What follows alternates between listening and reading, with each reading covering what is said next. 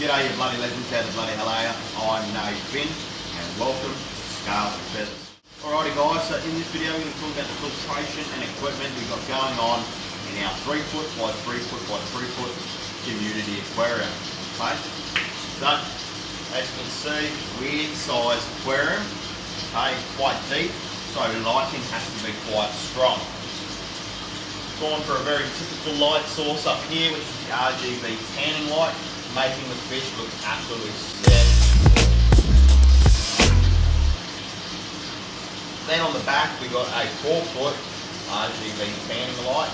We are going to be changing that to a Aqua 1 plant light probably, but we need that extra lighting on the back to actually light the aquarium up fully, because the RGB tanning lights have got a light angle like that, so when you tilt them down and we get it skin in the front of the tank, you've got this dark shadow at the back. So I wanted another light on there just to help penetrate and light the back up. Okay?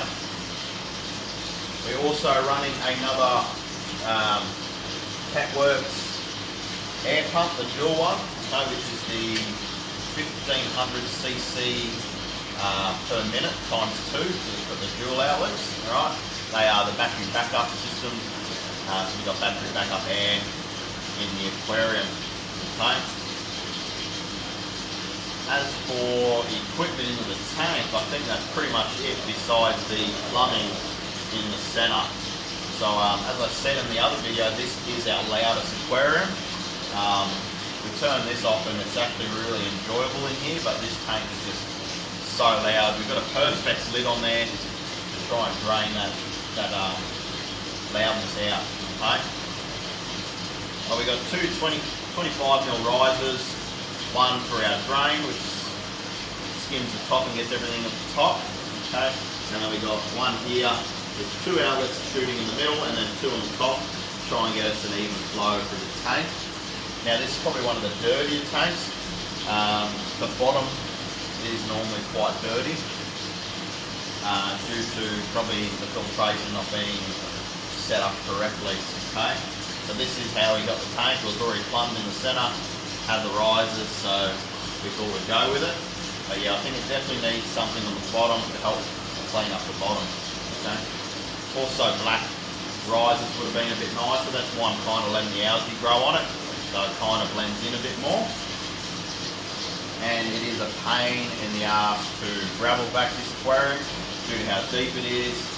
Getting in there, there's not much space between the top and the roof as well, and it is quite a difficult tank to maintain. We also got some poppers on the top, removing phosphates and nitrates, as is all plastic plants in the aquarium. Forgot to mention on the last tank that we do have poppers on the top of the 8x3 by 2 foot as well. So that's it for the top, guys. We'll go down below and we'll show you our beautiful DIY sump. Alrighty guys, so here we have our little DIY tub sump. Okay, so we've got this sump tub here, which is cracked. We will be replacing this with a better one, but it's approximately 75 centimetres by 50 to 60 and probably about 40 high. Okay, we've got our drain from the tank here with a ball valve, so we can adjust kind of the height on the tank. Alright, pouring down into a basket with some 4-stage wool. We've got some Purigen in here, enough to treat the tank, the sump plus 25%. I'll bring you in closer as well. We made like a bit of a DIY basket, and in there we've got some bio cubes. Okay, we've got some jet mat on top of it so that the water goes through that and then comes across. Then we also have a big bag of Ceria rock. And then we also have some backing rods, along with a bag of crushed coral to keep our pH stable and our KH and GH stable. We've also got 2 300-watt heaters. They're the Bioscape ones. Okay. And then coming to our 20,000 litre per hour pump, going back under the tank.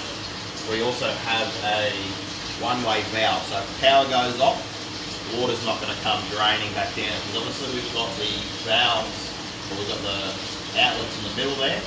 So if we didn't have that, the water is going to drain all the way down to the middle of the tank, and that's obviously going to overflow and flood. So we've got the one-way valve on there to stop that from happening. We also have a ball valve here to adjust our water flow. That is pretty much it. We've got our surge protected boards there, keeping everything nice and safe. Alright guys, thank you all for watching. Hope you enjoyed the video. Don't forget to like, share and subscribe. See you on next week's video, and we talk about the dreadful escaping of this aquarium because it was a nightmare. We'll see you then. Take it easy, bloody legend.